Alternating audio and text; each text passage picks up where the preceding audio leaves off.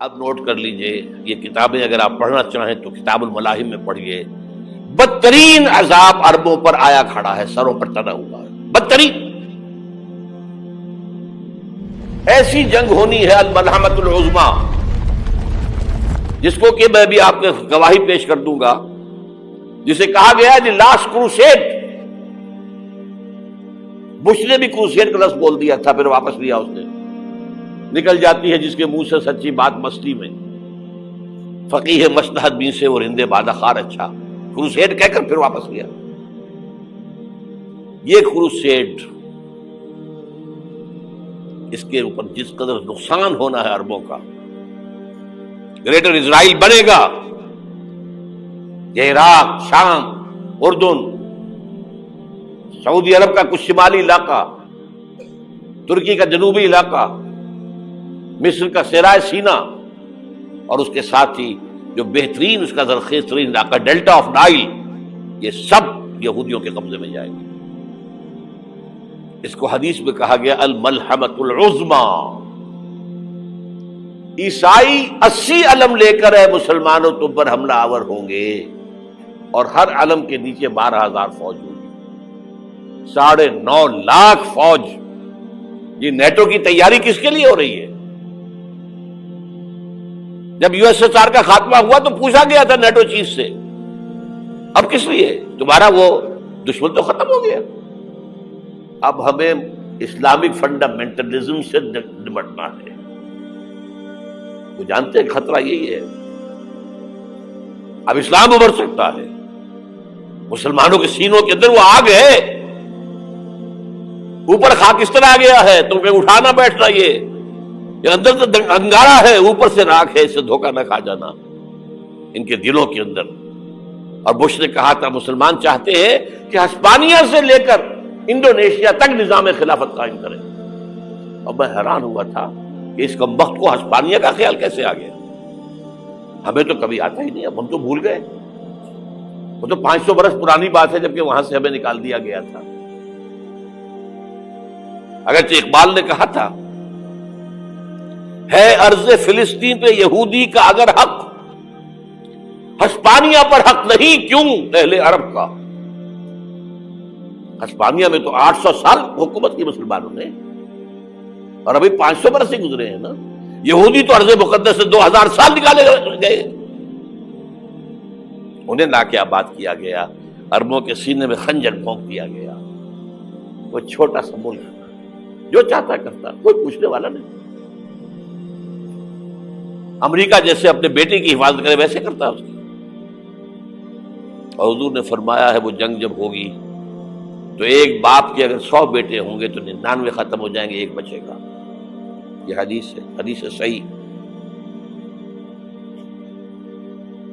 اور آپ نے فرمایا ویل للعرب من شر قد اقترب، عربوں کے لیے ہلاکت ہے، عربوں کے لیے بربادی ہے اس شر سے جو قریب آ چکی ہے۔ اور آج جس طرح انہوں نے ان کی تہذیب کو اختیار کر لیا ہے، دبئی جا کر دیکھیے، بدترین مغربی معاشرہ جو ہے وہ دبئی کے اندر ہم نے قائم کر کے دکھا دیا۔ اب سعودی عرب اس راستے پر بڑھ رہا ہے۔ اور اس کے بعد نمبر 2 پر جو ہے ہم پاکستانی ہیں، لیکن میں اس کے وہ پہلی بات جو کہہ رہا ہوں وہ تو یقینی ہے، اس میں تو احادیث صحیحہ موجود ہے۔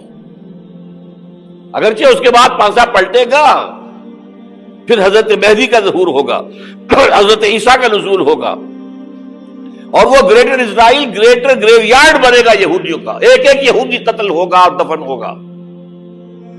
یہ بات میں ہونا ہے، میں پہلی بات پر فرض کر رہا ہوں۔ وہ پانسا پلٹے گا جب پلٹے گا، ابھی جو سامنے ہے وہ کیا ہے؟ جس ملحمۃ العظمیٰ کہا حضور نے، جسے آرمگیڈون کہتے ہیں عیسائی۔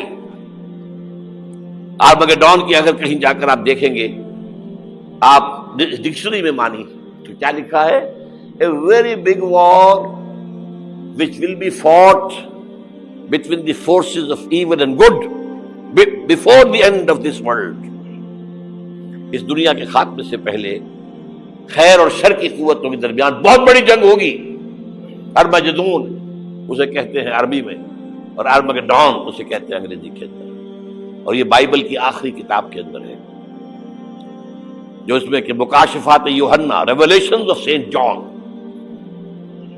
یہ تو میں کہہ رہا ہوں یقین کے ساتھ، اور زیادہ دور نہیں ہے، آیا چاہتا ہوں. اس لیے کہ یہودیوں کا اور عیسائی جو کنزرویٹوز ہیں، نیو کنزرویٹوز، ان کا 5 نکاتی ایجنڈا ہے متفق علیہ، جس کے تحت کہ یہ جنگ صلیبی شروع کی گئی ہے. تو سن لیجئے آپ. آرمیگیڈون نمبر 1، گریٹر اسرائیل قائم ہو جانا اس کے نتیجے میں نمبر 2، مسجد اقصی اور قبۃ الصخرہ کو گرانا نمبر 3، وہاں تھرڈ ٹیمپل، وہ مسجد جو حضرت سلیمان نے بنائی تھی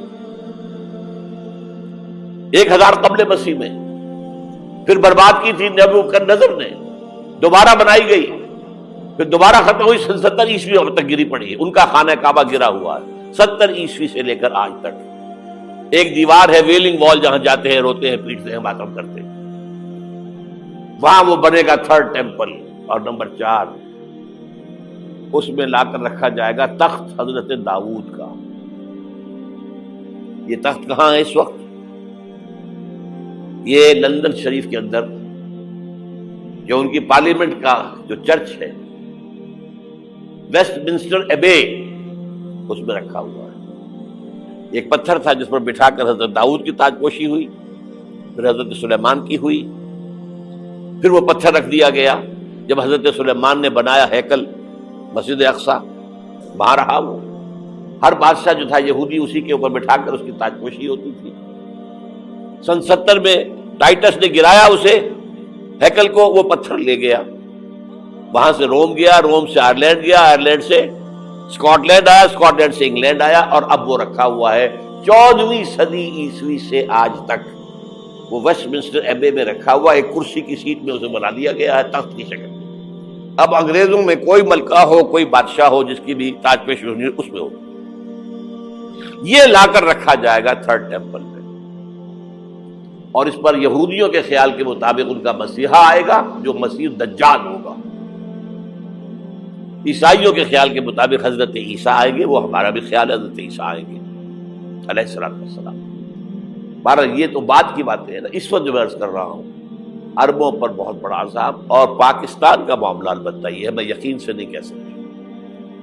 ہینگنگ ان دی بیلنس، ہو سکتا ہے اللہ تعالیٰ ہم پر رحم فرمائے، ہو سکتا ہے، اگرچہ اس کی کچھ شرائط ہوں گی. چمن کے مالک اگر بنا لیں موافق اپنا شعار، اب بھی چمن میں آ سکتی ہے پلٹ کر چمن سے روٹھی بہار، اب بھی ہو سکتی ہے.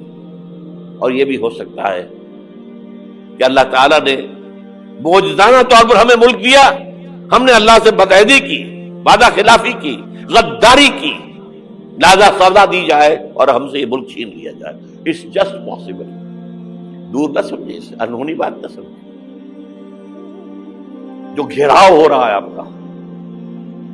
آپ کے مغرب میں نیٹو فورسز اور مشرق میں بھارتی فورسز گدھوں کی طرح بیٹھے ہوئے انتظار کر رہے ہیں پاکستان اور ڈسٹیبلائز ہو جائے، یہاں اور بدامنی ہو جائے. اب لاہور میں پھر آج دھماکے ہو گئے ہیں.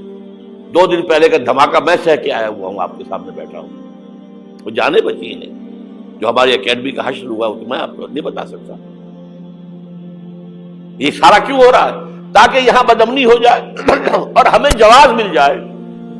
مغرب سے نیٹو فورسز داخل ہو جائیں، مشرق سے بھارتی فورسز آ جائیں اور ہمارے ایٹمی دانت توڑ کر اور پھر ہمیں بھارت کے سامنے ڈال دیا جائے. نو ڈو ایز یو لائک. یہ ان کا نقشہ ہے. ہوگا کیا وہ اللہ جانتا ہے، ہوگا وہ جو اللہ چاہے. لیکن اللہ کا چاہنا جو ہے وہ کس پر منحصر ہے؟ یہاں انقلاب برپا کرو، یہاں اسلام لاؤ،